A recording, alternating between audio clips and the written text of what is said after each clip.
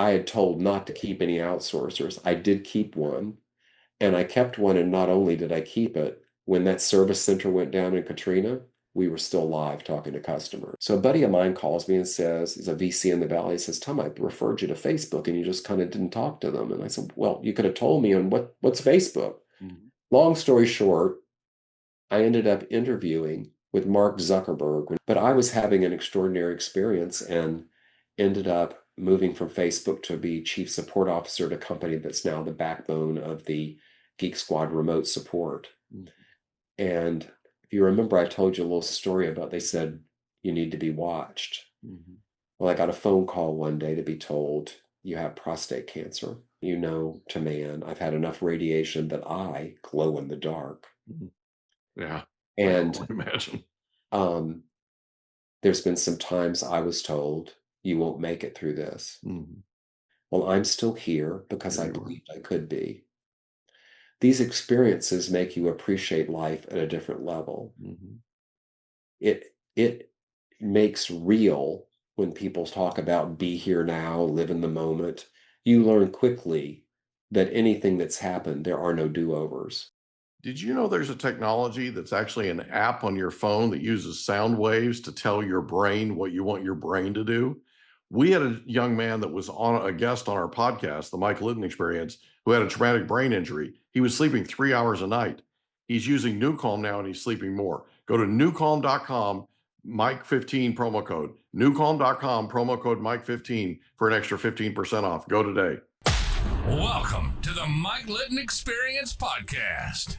Everyone has a story, and our passion is to help them tell it. Mike is passionate about being a father, a teacher, a realtor, an investor, and a leader. And now, introducing the host of the Mike Litton Experience, Mike Litton. Tom Lenoble, thank you so much for being our guest on the Mike Litton Experience. I'm super excited for our time together. Like we talked about before we hit record, everybody has a story, and our passion is to help them tell it. So with your permission, we're going to start with where you were born, go up to today, and then we want to talk about this new book, My Life in Business Suits, Hospital Gowns, and High Heels. I love that title. I can't wait to read the book. So, and it's coming out in October, right? October, yes. Thanks again for being here. I appreciate it. I'm trying to sprinkle Miracle Growing and make it happen faster, but I'm told October is the date. So it's great to be with you today, Mike. It's awesome to have you. So where were you born? I was born in Jacksonville Beach, Florida. Okay. Back then it was a very little sleepy community. When if you drove to Jacksonville, you had to pack a lunch because there was nothing but pine trees and swamps in between. That was a while ago. And it was been a while ago for sure. And I grew up in what we fondly called the shack. We literally called it that. It was a one-bedroom house. We didn't have a refrigerator. We had an ice box. We didn't have a hot water heater. We boiled the hot water on a kerosene stove. And the bathroom on most days you could see through the floor. But it had a really cool clawfoot tub in it. And my mother and father lived in the living room. And that was their bedroom, although I rarely remember, unless somebody was sick, ever seeing it as a bedroom. And my brother and I were in the bedroom with a variety of people who came through over the years, of grandparents that were sick or different things like that. But that's where it all started, was in the shack in Jacksonville Beach, Florida. Did you grow up in Jacksonville Beach? I did. So how old were you when you moved away? I moved away. I graduated from high school on June 9th, and I was in school June 12th. I guess it could say I was ready to leave. And I was 17. I was one of those kids that started school when I was 5. Yeah. And so I got out early, and I didn't go far. I stayed in Florida for a while before I escaped completely. But I spent the first 17 and I guess about 17 and a half years right there in Jacksonville Beach. I actually went to the same school my mother and my brother went to. I mean, if I had a nickel for every time somebody said to me, a teacher said, if you will just apply yourself like your brother, right? You know? Yeah. Yeah. Yeah. I didn't have that. I was the oldest. So all I had was, if you just apply yourself, I wish I had a dime for Yeah. every time somebody said that to me I and or tell my you. parents, right? And then my parents said that to me. It's like, right? If you just apply yourself, you'd have straight A's. Okay. Okay. Yes, Right? yes, yes. Yeah, we all turned out okay somehow, I think. I hope so. I'm waiting to hear, but I hope I did. Yeah, yes. So in Jacksonville Beach, what was your favorite thing about growing up there? You know, it was a really interesting thing. It was a sleepy town, and we lived on this dirt road back then. It finally got paved some years later, and I had a neighbor named Sherry, and she was a little younger than me, but we used to hang out together and we were buddies, and we would just do things to escape from everything, whether it was, building forts or riding our bikes or whatever it was.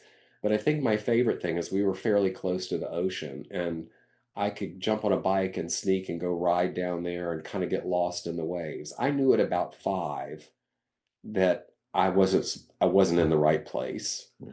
I think it was probably I started school, and after I started getting really exposed to other people, it was sort of like, yeah, this isn't. I'm not supposed to be here. Yeah. It wasn't in those terms in my 5-year-old head, but I knew there was something that was going to be very different in my life as I grew up. Gotcha. And boy, did that happen. Yeah. Yeah. So as you're growing up, who was the most influential person to you? No, I think that the most influential person I had in my life was my grandmother.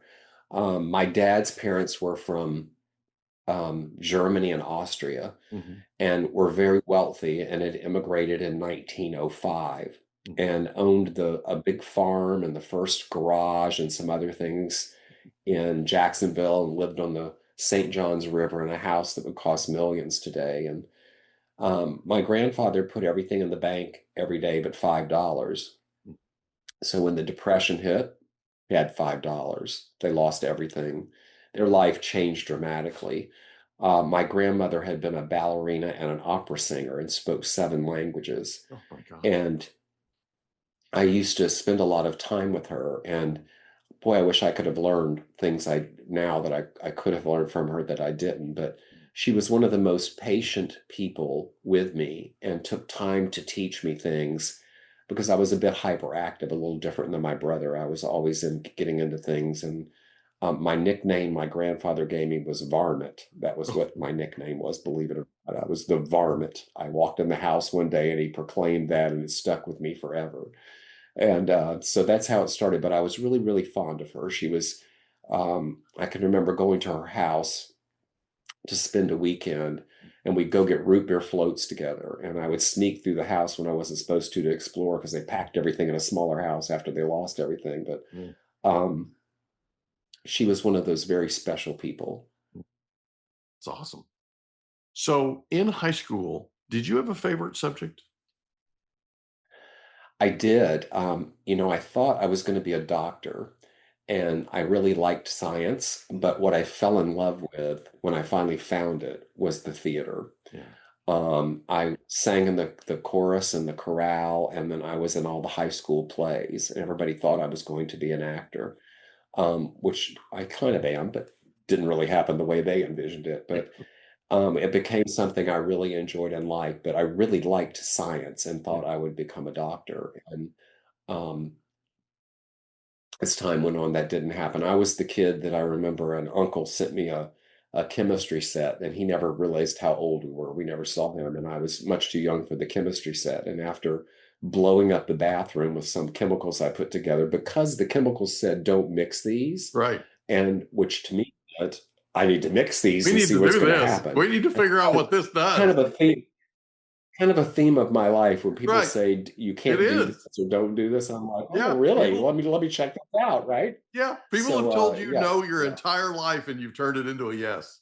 I'm not joking. they I'm have, forecasting, but they have, seriously, you know, yes, I yeah. love it. There's true to that, Mike. Yeah, I love it. So in high school, did you have a favorite teacher? I did, I did. I had this teacher who was really patient and kind, and her name was Annie Woods, and Mm. everybody loved her. She was by the time I got to her, she taught my mother and my brother. So this woman was, getting up there. Hmm. But she took the time to treat each student as an individual. And I was bullied as a kid. I didn't have the best experience. And um, she was somebody who you could always run to, and she would watch out for you. But my favorite teacher was this woman named Nikki Loward, who was a humanities teacher. And Nikki she was Flemish. And so she was European. She was like a hippie chick Hmm. and had that persona to her. And she just was really laid back. And you could see that this person was doing whatever in life she wanted to do, no matter what people told her she could do. And she was successful. Yeah. And I remember there were quite a few of us that were sort of on the edges of not being necessarily the top honor roll student or in the special clubs or anything, that would gravitate towards people who were truly successful, but doing it their own way. Yeah. Awesome. You graduate from high school and you leave just a couple of days after you graduate. Where do you go to school and why? Well, I went to the University of Florida, and Okay. my dad, who had no money really, somehow got me a private room, knew that I wasn't going to do well in a group of people in the dorm. And I was really lucky because a friend that I had met at a little summer job I had while I was in high school was going to get her master's, and her brother was a football coach in the town at Oh, the school, and they would go away for the summer. So she was staying in his house. So I would sneak out of the dorm and spend more time with her. But I just wasn't the guy that was into the let's go pull the fire alarm in the girls' dorm and watch them all come out in the middle of the night, or let's fill the soap up with the washers up with soap and watch the soap come down the hall. It just wasn't my thing. But there I was. And so, Mike, I'll tell you a fun story. I don't think I've ever told this story. These friends that I hung around with high school took a year off, so we'd all start school together. mhm. But they were there and they were going to a community college so they could live wherever they wanted. So my second year, they came and got an apartment. And I was determined I was going to live there. And the rule was you had to live in the dorm for 2 years and you couldn't have a car. Well, I had a car and I was living in the dorm.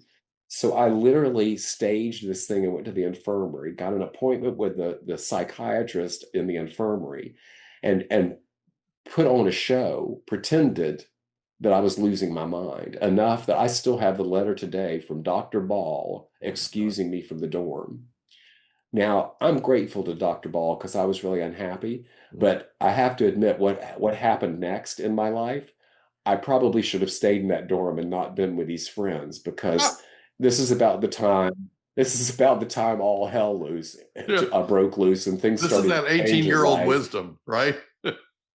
Yeah. This is when freedom kicked in, and I realized there might be somebody thinks they're watching, but they aren't watching. And let's just say school didn't become the priority after that. So Let's just say that. So at Florida, what did you study? What was your major? I I was studying business. Hmm. I was studying business, and fortunately, I somehow pulled that off, but that's what I was studying. There was business. Everybody else was doing different things, and I stayed focused on it. I was going to still try and be a doctor, but I started learning from people that were doing that. When you go to medical school, they tell you things like they use terminology like circling the drain and don't get close to your patients. And I knew with my personality that, first of all, I would never say that about them. And second of all, I would get close to them. So Right. unfortunately, it me from going that path, which now today, having what I know and many friends that are doctors, I would have done just fine. Yeah. Can I ask you a question?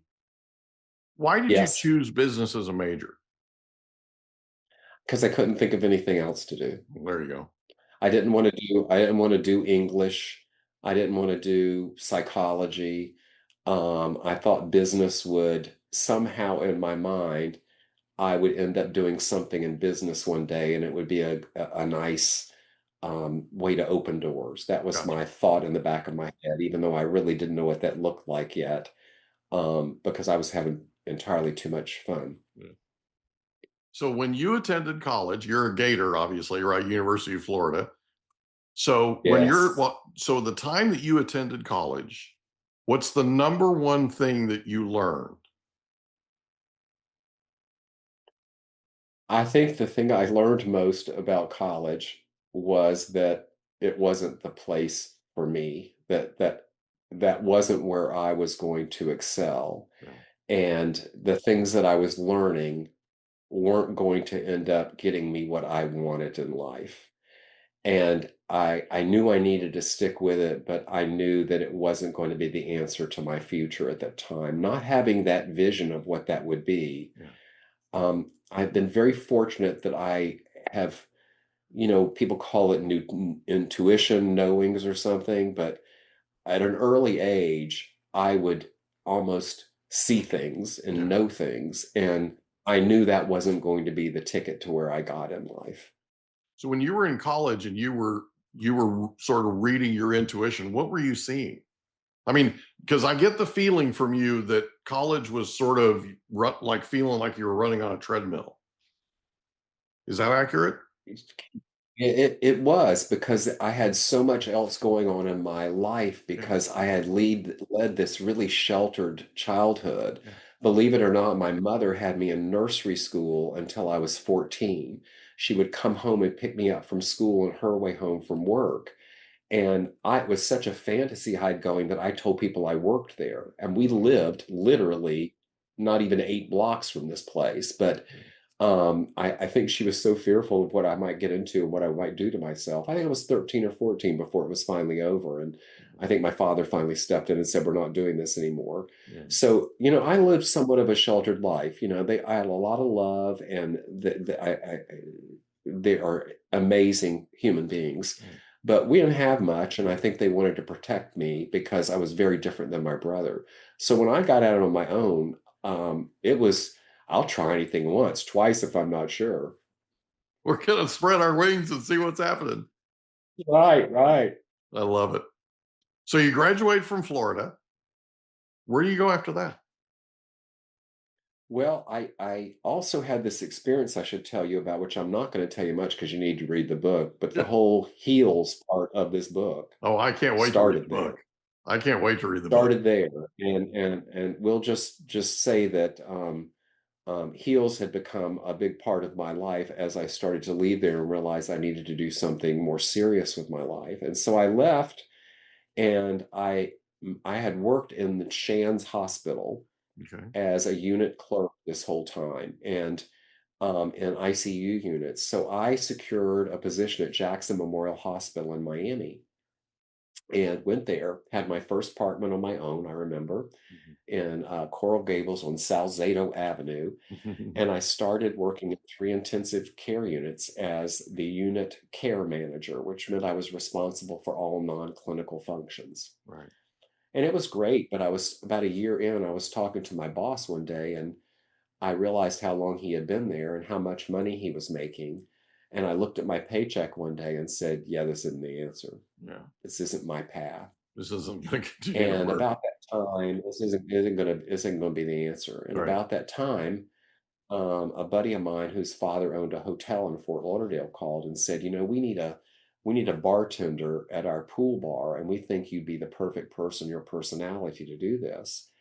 And I said, "Okay, but that's not really what's on the path right now." And then he told me how much money I could make working a 4-hour shift each day at this pool bar, which all of a sudden it got really attractive. So off I went to Fort Lauderdale, thinking I was getting ready to settle down. I jumped back into a wild life, and I made a lot of money. And um, and after doing that for a while, I realized this is not what's going to sustain me. And so I moved to Atlanta. I finally left Florida and moved to Atlanta. And the first thing I did when I got there is I was got a job managing a bar, a Mhm. restaurant and bar, and started working at a company called MCI that your viewers may remember. They broke up all the Bell companies back before Mhm. everybody could dial one. We used to dial with codes. And I Mhm. started a part-time job working in customer service there. And I excelled. I Things were like really going well. They wanted me to come full time. And I had secured a job running a lab in a private psychiatric hospital, which was super interesting because it was during this time they were trying to understand if depression was a chemical imbalance. So I worked with these two brilliant doctors running their tests. So I'm working about three jobs trying to pay the rent. And finally, I bit, and they promoted me to full-time supervisor at MCI. And then I went on a fast track with them. And I grew up there and learned a lot about business. It was one of the best companies I've ever worked for, and ended up moving from there and relocating with them quite a few times. Wow. What was it about Atlanta that inspired you to move there? I think there were two things. I finally made it to a big city. Mhm. I finally made it where there was much more going on, more people, more opportunity. There was probably a little about it that I was even a little further away from home. Mhm. But I think in my mind, what I realized is there was opportunity. There was something that I was going to be able to do there that was going to start something that I wasn't clear on the path yet, but that was Right. going to mean something for me for a long time. And indeed, that happened. What made you decide to join MCI? What made you decide to apply there? I think I was, if I remember, I was trying to buy a new car and I needed extra money and I wasn't going to make it on my little lab manager salary. And so I took this part-time job working 4 hours, a shift. I think it was 4 days a week Mhm. in this customer service center. And I have to tell you, I was an all-star. I immediately took to it. Customers loved me. I was getting all these rave reviews.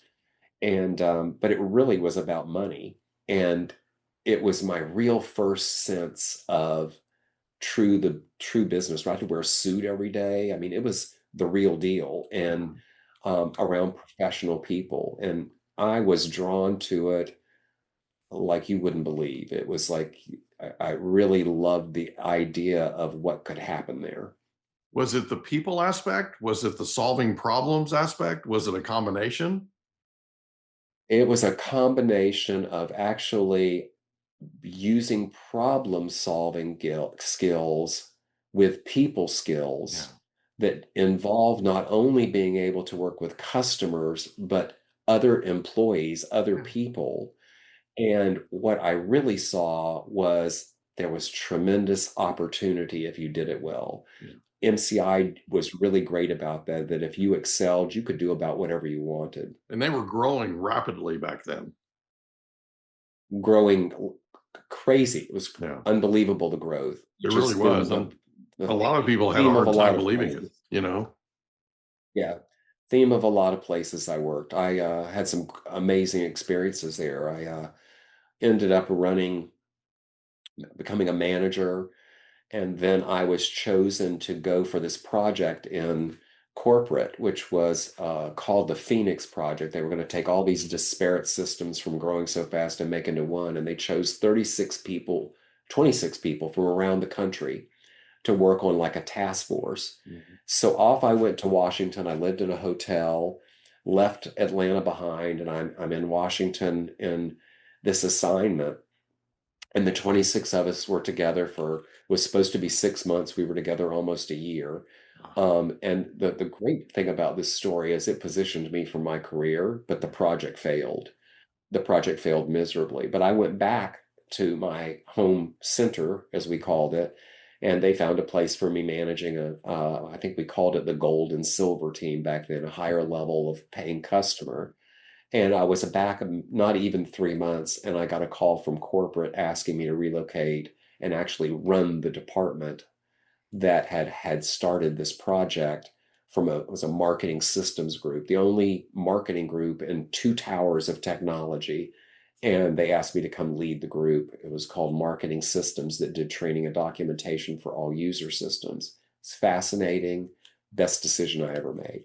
That's awesome. Can I go back for just a second? I'm kind of notorious for doing this Yes. because I'm just naturally curious. You took a job working for a lab in Atlanta. Can you talk about that for a second? What was it that sort of inspired you or propelled you to do that? Here's how it happened. It was another side job. I was actually working in this restaurant Right. and bar that I was managing. I wasn't making enough money, so I took a side job and I was what was called a mental health associate. Now, today you would have to be credentialed. Back then, so basically, I would go in and I would work weekend shifts, and I was like a temporary. And you would be with the patients in the psychiatric hospital, and they would teach you how to chart, and you could take certain ones on walks, and you could do stuff with them. Well, I excelled at that. Yeah. And so the next thing you knew, they wanted me to come do this as a full-time job. So that was my real first shift as I left this restaurant job and started working in this psychiatric hospital as a full-time mental health associate was the title. And the lab manager was leaving, and I said, I can do that. Mhm. Um, and they asked me, well, you have any experience in a lab? I said, no, but I, I watched this person. I could do that. Right. Watch me. And sure enough, they gave me a chance, and I did. It was Awesome. fascinating. Awesome. I could get blood out of a comatose person or the most manic one. They loved it. It didn't matter. And I think it came back to, I really did have a way of communicating with people that has served me well. It's a charisma that you have, I think. It's sort of a magic. It's you have this way about you that draws people to you. And it doesn't surprise me at all that once they had you, they were trying to keep you, right? Same thing with MCI, same deal. And it lends to your leadership abilities in terms of your ability to connect with people. You just have and I know you developed it over the years, but you just have this innate way of connecting with people and putting them at ease. It's Thank you, amazing. Mike. It's absolutely remarkable. And that's why I'm asking about all this, because it's sort of, if you don't mind me saying, kind of a circuitous route. A lot of people, their lives are that way, right? It's just I'd love to know why we went left or right. You with me? Like Uh, why that's the we're just starting on left. We're just well, yeah, starting but on that's left and the right. that's the We're fun just getting part for me started. is right is getting a chance to do that. So just real quick, we're going to take a real quick break. When we come back, we're going to talk about everything that led up to the book, and we're going to talk about your new book that's coming out in October. And I cannot wait to have you tell us about the people that are editing the book. I love that story that we talked about before we hit record. We'll be right back. Did you know there's an app that has no side effects that allows you to use sound waves to tell your brain what you want it to do? It's called newcalm.com, and it's amazing. It literally uses sound waves. If you want to tell your brain to go to sleep, if you want to tell your brain to recover, if you want to tell your brain to put you in peak physical state, if you want to tell your brain to focus, if you want to tell your brain to take a power nap, you can do all of these things and more with newcalm.com. Go to newcalm.com today, promo code Mike15. Newcalm.com, promo code Mike15 for an extra 15% off. Go there today. We're back with Tom Lenoble, and we were talking about you going to work for MCI and running basically a large division for them. And you said it was one of the best experiences of your life. Can you talk about how long you were there and specifically why it was one of the best decisions of your life? I ended up with more opportunity than you can imagine, Mike. I relocated 4 times in 3 years, buying Wow. and selling houses, different states. Yeah. So I went to corporate. I went from corporate to open their first commercial customer service center in Hunt Valley, Maryland. Wow. Then I got tapped to go back to the center I started in as the director of that center. Then I ended up back in corporate running most of the customer service function along with another person for the whole consumer markets. It was fascinating. And two things happened on that journey that are important. In 1985, I got a phone call, and it was my brother's best friend who told me he was in the hospital in San Francisco, and that I needed to come there. And I realized my heart fell because it was the beginning of what we then knew became AIDS. And I for a moment really took pause and said, of course I'll come. And I arranged to leave. I had not the money, so I borrowed the money to take the flight, and I got to San Francisco General the Ward 86 that we've all heard about. And I spent the next 10 days in that hospital, never leaving my brother's side. We got to know each other better in those 10 days than we had in our whole life. I also had the unpleasant thing of calling my parents to tell them that their son was dying of AIDS and that he was gay.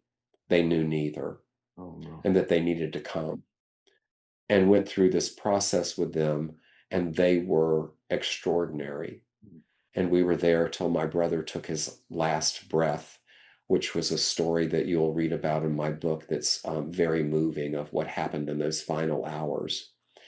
And afterwards, when that was all over, they went home and I went back to my business. Of course, I was in their lives even more than I had been before after that, because they were devastated. And back to MCI I went.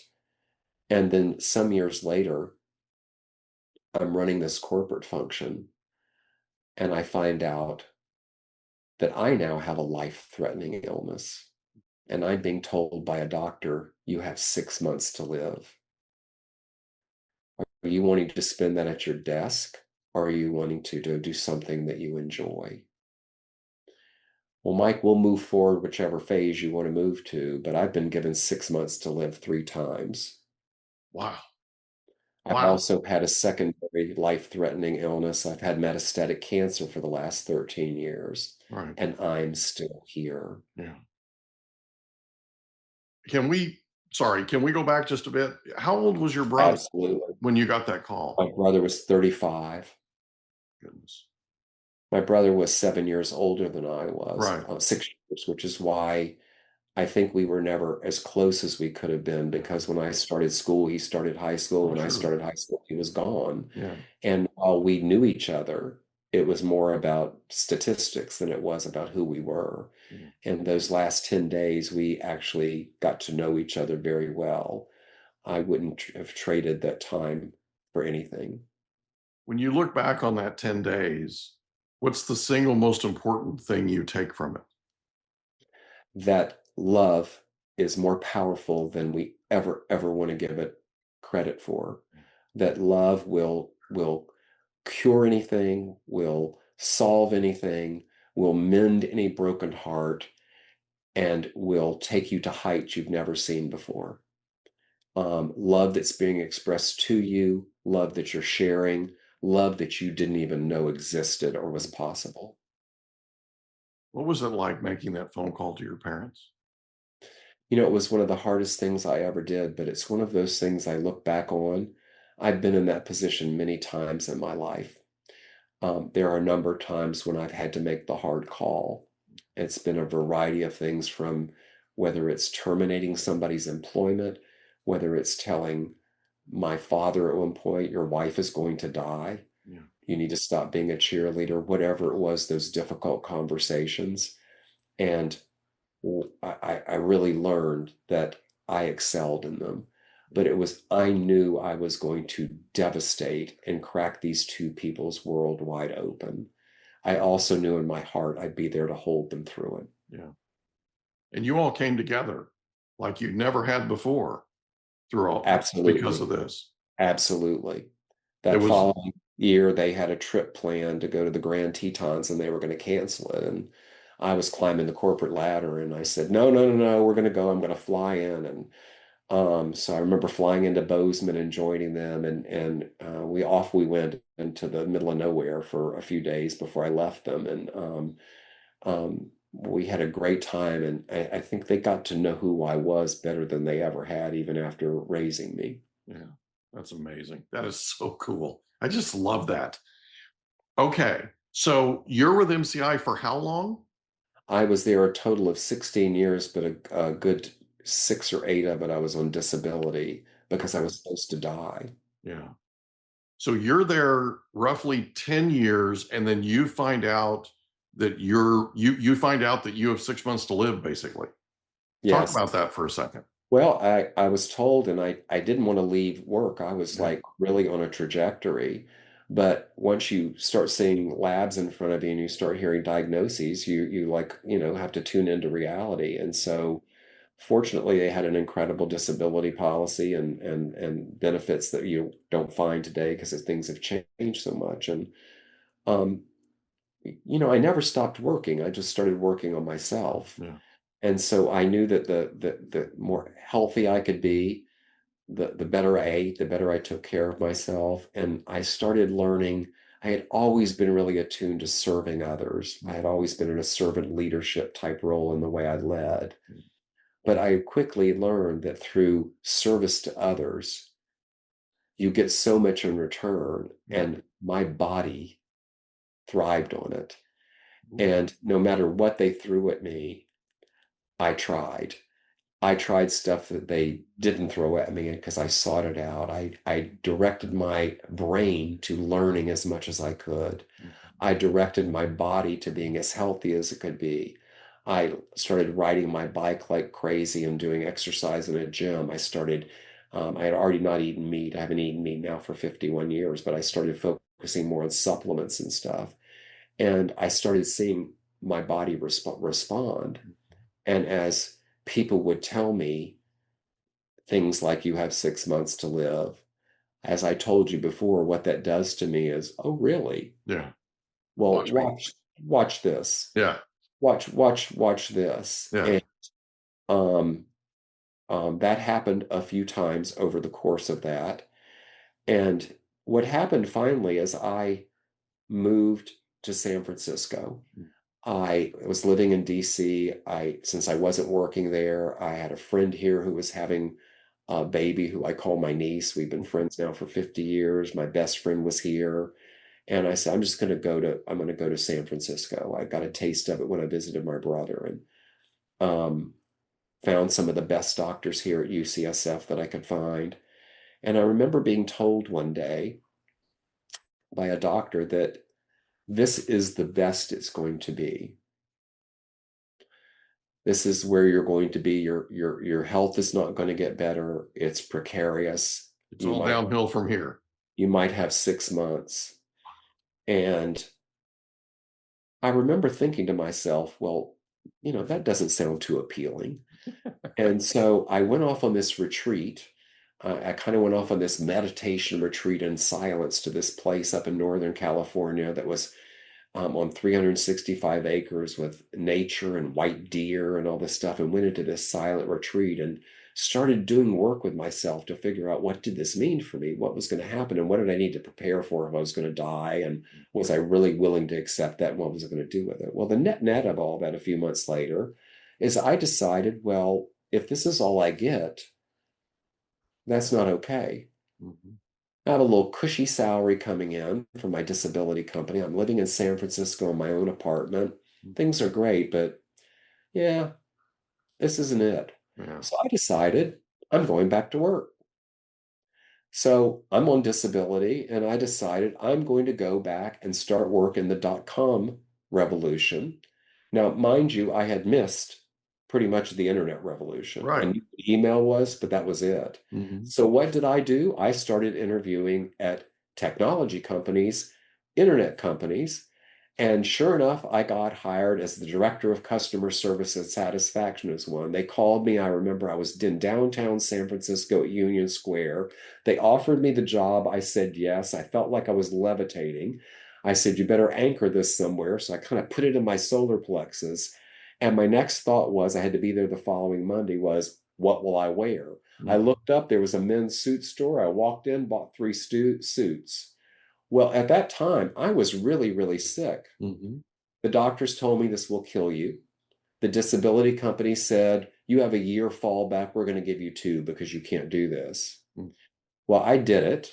I was lost, but I figured I'm pretty bright. I'll pick up on it. Nobody ever knew. I never disclosed the story. And not only did I excel, my health excelled. I started to get better and better, stronger and stronger. And as I went down that path, I went from this startup that went public. I went to another one. I ran vice president. I was a vice president of customer care and human resources. Had these amazing experiences. We got up to about 265 employees. We got down to about 130, and I remember we ran out of money, and it was after the dot-com bubble. We made it through it, but I had to lay off the entire company on my birthday. Wow. 3 weeks later, after I closed down the office, I laid off myself.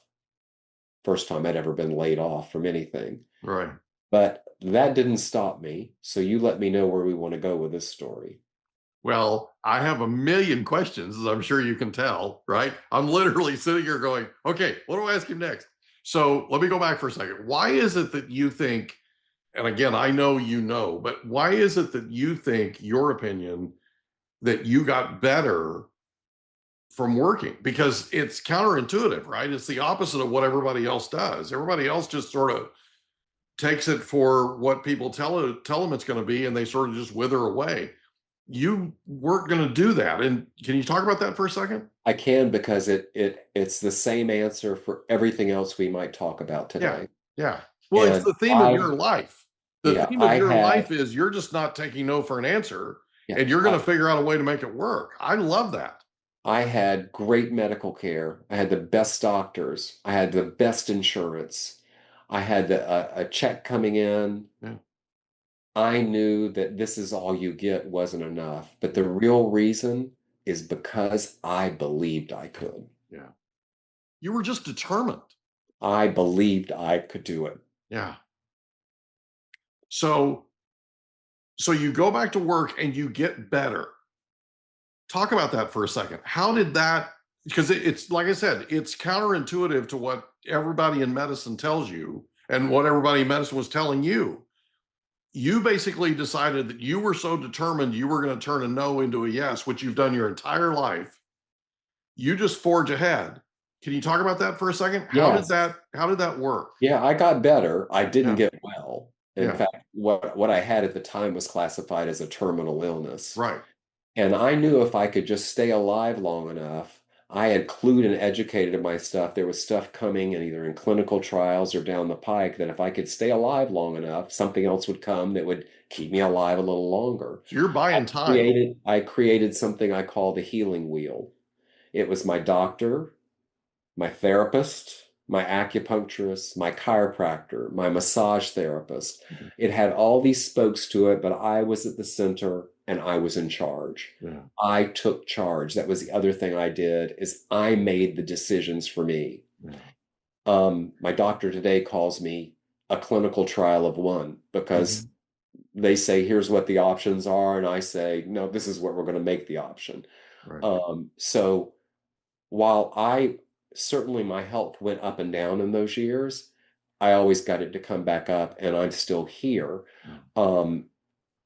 My curveball came when this was happening after I went back to work, that things progressed, and I was doing very well, and my father got sick. My father got prostate cancer, and it had already metastasized. So he had a radical prostate. His did not metastasize, but he had a radical prostatectomy.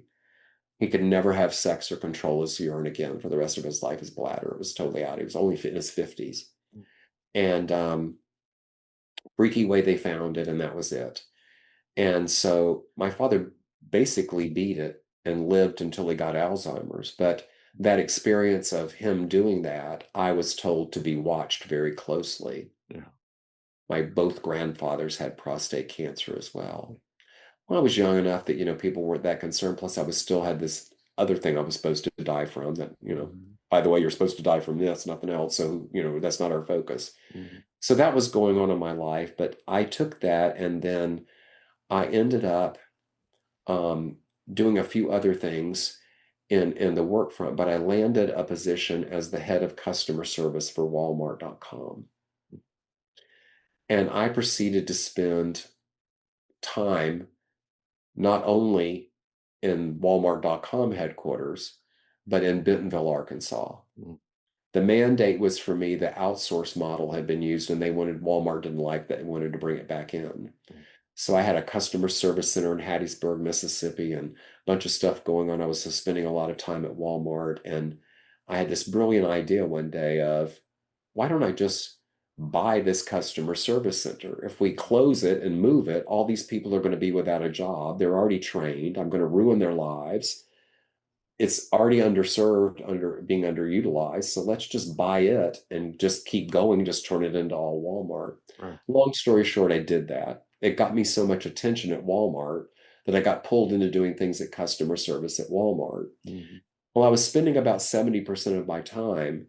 I was a director, and I was in meetings that only VP and above were in. I was going to Friday meetings, presenting Walmart.com numbers some week at these big, huge business meetings. Culture Saturday, meeting incredible people. Lee Scott, the president and CEO, Tom Schoen, the CFO.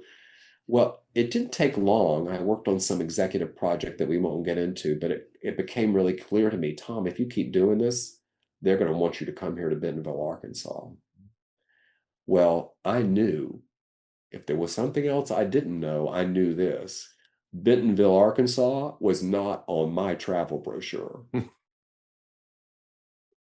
And one day I got a phone call from a recruiter, and it was Palm.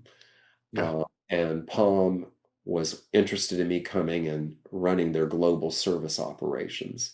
So I know you got a question, so I'm going to stop there. It's okay. It's okay.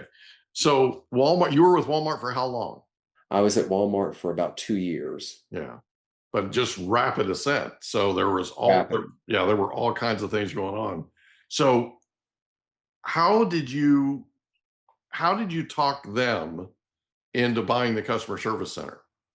Well, I had this great thing that was going on at the time, and it's in the book, is that Walmart.com at the time was a startup. And while it was huge and going to be the future of the company, people at Walmart didn't see that it wasn't as big as a supercenter. So we were sort of, who are those people?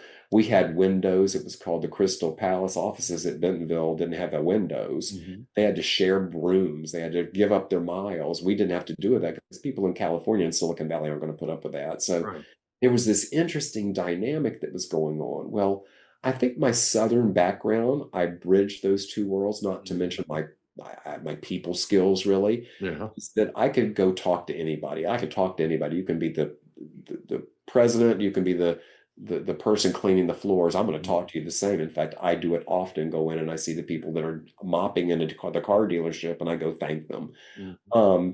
But I was able to transverse this, but this group of people were all non-exempt employees. There was about 300 of them. Well, Walmart.com didn't want near that because they were mostly exempt employees. That's going to skew the compensation program. Walmart headquarters didn't want anything to do with it because it was Walmart.com. Well, I just bridged those two things. I'm going to tell you the truth. I just did it. Yeah. I just did it and trusted that when it was all over, it would work. And I had learned they bridged employees when they took over things. So I bridged all these customer service people, so their service came with them. Well, when it was all said and done, it was a huge success. I got called by a director of compensation at Walmart and wanted to talk to me when I was in Bentonville the next time, who said, what'd you do here and who approved it? And I said, well, I got it approved at Walmart.com. It's our Walmart.com center. Yeah, but they're now Walmart employees. Who'd you talk to here? Mm-hmm. Like, oops. And so we went on, but there was one of the horrors of Hurricane Katrina is this center in Hattiesburg was there, not far from New Orleans. Mm-hmm. When Katrina hit, I had told not to keep any outsourcers. I did keep one, and I kept one, and not only did I keep it, when that service center went down in Katrina, we were still live talking to customers. So wasn't Hattiesburg right in the way of Katrina? It got hit, not hard. Right in the path, right? Yeah, it was like on the edge of it, but it put everything out for a while. Yeah. We were back online in not too long, but I think it created this thing where people knew I knew what I was doing in the service center. So all my ill ways of what they might have thought I did, that I did everything above board, was we were moving forward. In fact, now I was helping them at corporate. I remember seeing Lee Scott one day, and he asked me, he was president. He said, Tom, how's it going? I said, Lee, you got this process where every contract I want to get through, I need 8 signatures. These 8 people are never even in the room together. And I said, it's really slowing me down. He started laughing. I said, Lee, it's not funny. He said, well, Tom, you don't understand. We're so big. So many people want to do contracts. That's the process we put in, because if you can get through that, you probably need to do that project. Mhm. That Walmart experience is unbelievable, because you learn things like, I remember sitting in a meeting one day and they were presenting the strawberry business. How many millions of dollars of strawberries they sold in 1 week. Mhm. You know, I'm thinking I might get a flat, right? And unbelievable. Or sitting with somebody in the break room who says to me, I say, Michelle, what do you do? Oh, I monitor the refrigerators. I look around the break room to 3 refrigerators. She goes, no, I know what every refrigerator is doing at every store. I know if there's a problem in a refrigerator before they do. That's the scale. Yeah. Huge education, amazing. Yeah. Um, and and then at Palm, I went around the world, magnificent. I had a corporate staff of 45, and I think there was probably thousands of reps that are around in service centers, all that thing. I was living my dream. It was a great experience. I still have a few scars from the trio, but that's a different story. And one day I'm sitting at my desk and I get a phone call. I answer the phone, it's a recruiter. And the recruiter says to me, I'm calling. I'm from Facebook and we want to talk to you about a position. I think I have no idea what Facebook is. You I've didn't know? got my dream job. Facebook was still in colleges. It was not even, I hadn't even really built up yet, right? So they hadn't come to So Silicon Valley yet? I think that you're going to hear the story. So I Yeah. said, thank you. Appreciate it. Thank you. Got a corporate staff for my dream job. So a buddy of mine calls me and says, he's a VC in the Valley, says, Tom, I referred you to Facebook and you just kind of didn't talk to them. And I said, well, you could have told me. And what's Facebook? Mhm. Long story short, I ended up interviewing with Mark Zuckerberg when he was 19. Oh my gosh. I'm in my suit. They're located above a sandwich shop and in a little tiny office space. It says, and I'm coming up the stairwell in my suit. I get to the top, and there's graffiti art everywhere of women's Mhm. breasts.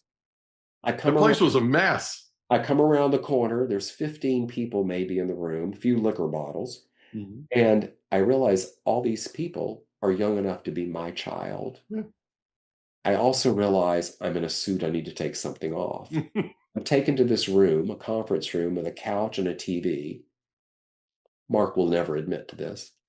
They bring Mark in. He's that time in his signature t-shirt, sandals, and shorts. Mhm. Kicks off his sandals, sits on the couch, pushes his feet up.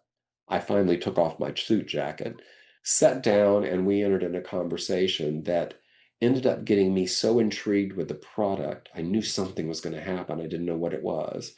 And I was fascinated at how these people would share information. Mhm. My generation didn't share anything. In fact, Right. you save face, right? Mhm. And so I ended up starting that journey at Facebook. So, okay. What was it about? I know the answer to this, but I have to ask this. What was it about Facebook that was so intriguing to you? What was it that attracted you to it?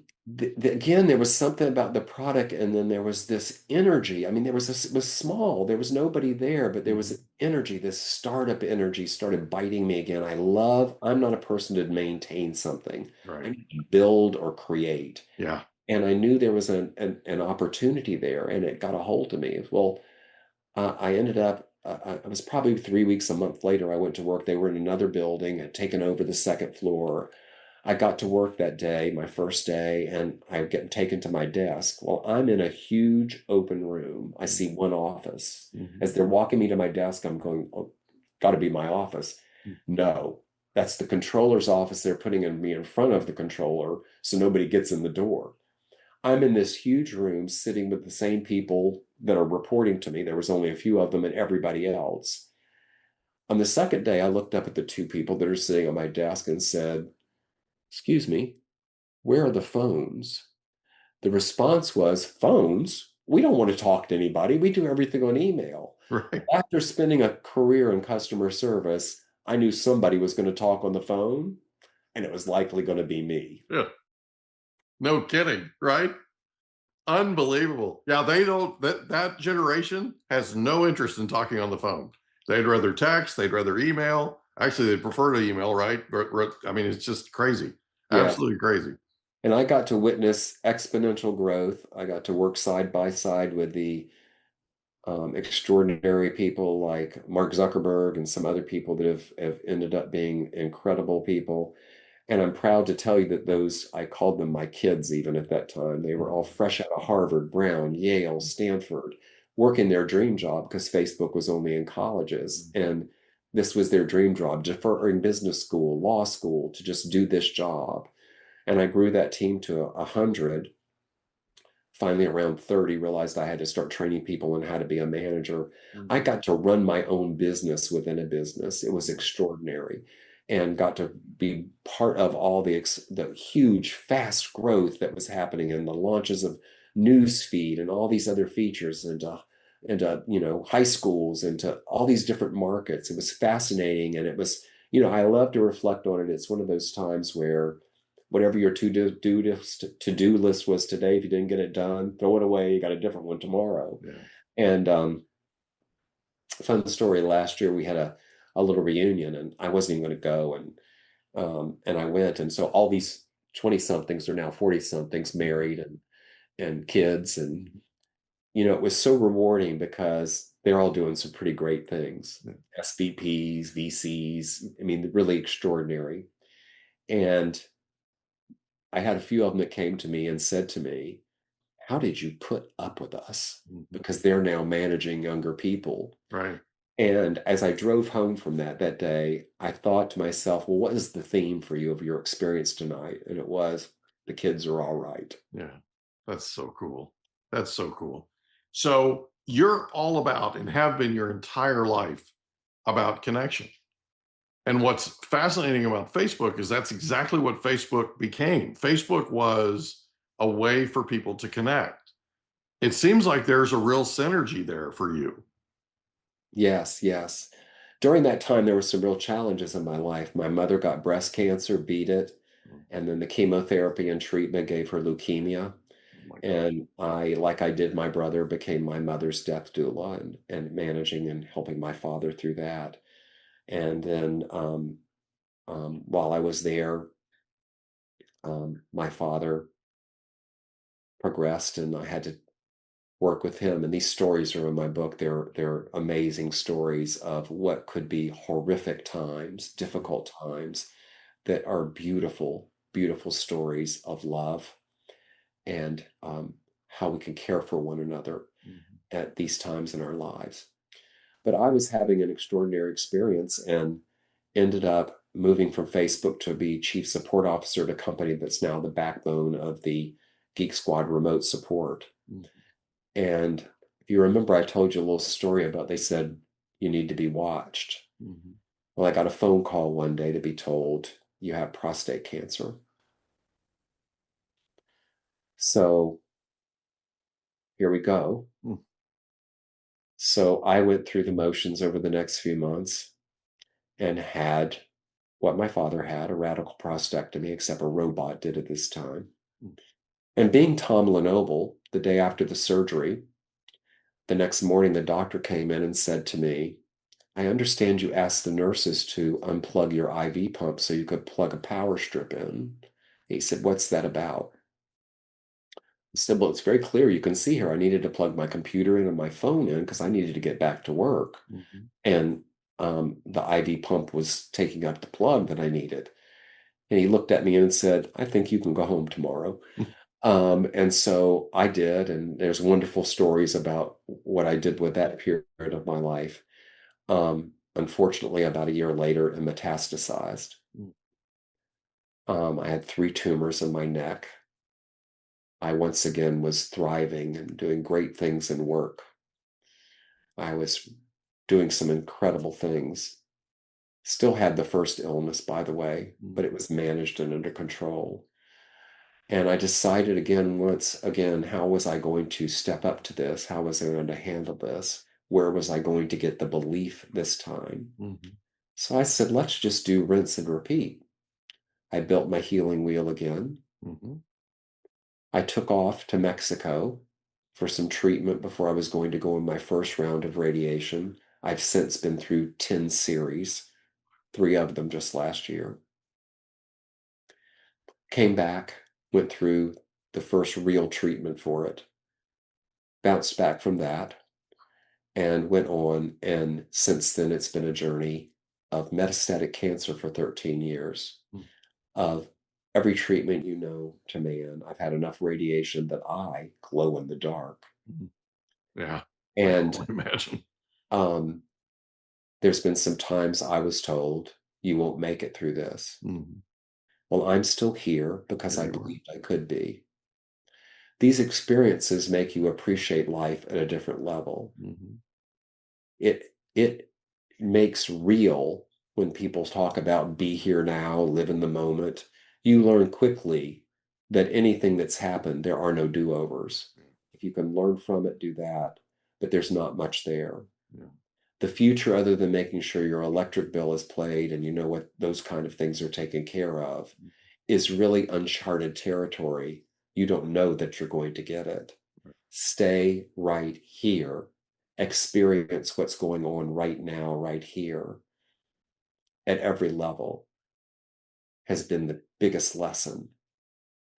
And through all of that, I still remain that it's because I believed I could be. Last year, I got the phone call. I did my scans. The cancer's back in 5 places. I had already heard that once. We have nothing for you. What did I do? That's not okay. Mhm. That's not the right answer. Right. I worked with the doctors, got back on some treatment, and I'm stable and doing fine. I'm aware there's likely to be another time. Mhm. I could focus on that, or I could focus on being here with you today. Yeah. That's where I put my energy. Yeah. Well, I'm incredibly grateful that you chose to be with us today. Can I ask a question? And I have like 4 million of them, so we could be here a while, but I just want to ask you a couple if it's okay. You mentioned before we hit record that you had put your manuscript away, and it had been for over a decade that it had been sitting on a shelf. Can you tell me why you did that, and then ultimately why you pulled it off the shelf? Well, the book started for a reason of I once again was told you're not going to be here very long. And I thought, Right. well, there's a lot of stuff happened here. Maybe I should capture some of this stuff. And Sure. so I started doing that, and it was a great process. And I remember the person I was working with one day brought me this binder and said, I've collected all this information. Now it's your turn to do something with it. And I looked at it, and the experience of doing that had been so cathartic, Mm. I put it up on a shelf. And um, kind of forgot about it. I knew it was there, but forgot about it. And then about 2 years ago, I was thinking about it and thinking about my life, and I have this year-end process I do every year that leads up to the end of the year and then into the new year of setting some intentions that I should really do a workshop on. I've been doing it for 35 years, and it has a lot to do with what you've just heard. Mhm. Um, and it became part of it. And the result was you're either going to do this, you're either going to run with it, or you're going to trash it. Mhm. And I decided to run with it. And ever since I did, every door is open for me. Last Mhm. October, I did a mastermind book retreat with Jack Canfield and some other really leading people in that area and got a lot of feedback on it. I remember him telling me, don't ever change the title, no matter what anybody says to you. And he gave me some incredible feedback. And so I just kept devoting time to it. And it has taken a life of its own, and doors kept opening. And it's with the publisher right now and will be out and published here hopefully by October 1st. You mentioned to me before we hit record. I mean, I know we had a visit before we hit record, I'll cherish it forever. I just want to share with the audience what we talked about. So you had a couple of different people that you shared the manuscript with. One in particular that charges an exorbitant amount of money to read a transcript. And tell the audience what you told me. Well, I've had these great experiences. I like wanted to do I was trying to decide whether I want to do traditional publishing, hybrid, or what I knew I didn't want to do self. And Yeah. I'm with these two women, and I'm talking to them separately, and they both do a little different thing. And I'm talking to the second one, and I said, in full disclosure, I'm talking to this other person, and I want what you both have. And she looks at me and says, "Did you know we're best friends?" And I said, "Well, why can't I have both of you?" So for the first time, they're working jointly on my book. Awesome. The same time this happened, one of my closest, dearest friends is a bestseller. And she said, "I want to help you with this book. Yeah. I help other people with books, so I want to help you." So she got me this conduit to quite a celebrity author and person who now, in their semi-retirement, does this for a living and charges a huge sum of money. And this friend shared a little tape of me speaking about my cancer experience that I think touched him. And he said, "I want to help with that book." And so next to nothing is what he's charging me. Yeah. And I just heard he's on his third read of it and is asked me to hold off for the feedback. But so far, no edits. So far, just really amazing things like I'm mesmerized. One person wrote me, "I laughed, I cried, I left inspired." Mhm. And so I'm getting really great feedback. And these doors just keep opening that have been really great. And you know what that says to me is it's the right thing to do. I'm exposing some deep, dark secrets that I haven't shared with you today. I didn't Yes. really tell you anything about the heels because that's what I tell people. I tell them the title, that's what they go to, and I go, "You have to buy the book." There's all kinds of stories in there, but there's a journey. There's a journey of that little boy in a shack with no hot water or refrigerator to what I became in life and where I got to and what I do today. And that journey is built in a way in this book to hopefully inspire others as they read it to know one of my favorite quotes that I'll echo for you is from Maya Angelou: "Every storm runs out of rain." So my mission with this book is to let people who read it know, no matter the storm, the sun's still shining, the sun is still shining behind it, and every storm runs out of rain. Yeah. She has another saying that I absolutely love, and it's that people will forget what you did for a living, but they'll never forget how you made them feel. So true. I'll never forget how you made me feel. I Thank am you. so blessed to have you as our guest on the Mike Litton Experience. Thank you, thank you, thank you. I can't wait to read this book. I'm excited for you to. I'll make sure you get a copy. Thank you, Tom. It's been a delight, Mike. Thank you so much for your time, and it was just great being with you today. I had really had high expectations, and you beat them all. Oh, that's awesome. Thank you. Thank you. Can I ask you a question? Did you know that there's a technology that uses sound waves that'll tell your brain what to do?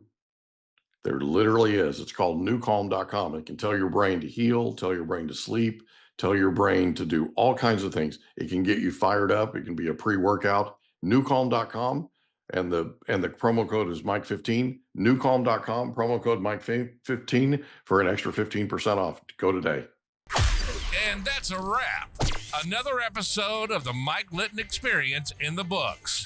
Reach out to Mike on Instagram at the Mike Litton Experience.